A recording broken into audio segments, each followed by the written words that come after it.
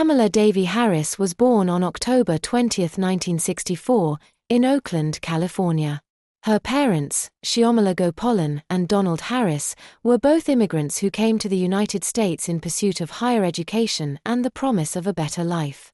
Shyamala, a breast cancer researcher from India, and Donald, an economist from Jamaica, embodied the spirit of resilience, determination, and intellectual pursuit. They were passionate about civil rights and social justice, values that would profoundly shape Kamala's outlook on life. Kamala's childhood was marked by the strong influence of her mother, who raised her and her younger sister, Maya, after her parents separated when Kamala was 7 years old. Shyamala was not only a dedicated scientist but also a fierce advocate for justice. She instilled in Kamala a sense of pride in her heritage and a deep commitment to public service. Shyamala ensured that Kamala and Maya were connected to both their Indian and African American roots, celebrating Indian holidays and immersing them in the African American culture of their community in Berkeley, California. Growing up in a predominantly African American neighborhood during the civil rights movement, Kamala was surrounded by a strong sense of activism and community.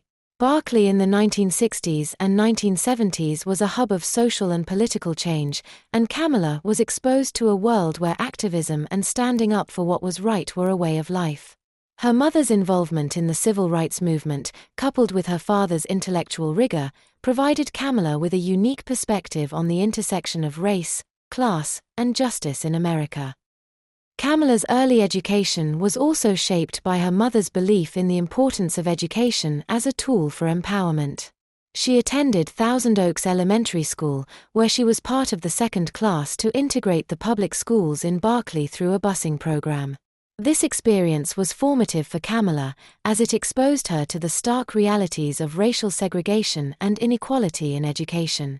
It was during these formative years that Kamala began to develop a keen sense of justice and a desire to fight for those who were marginalized.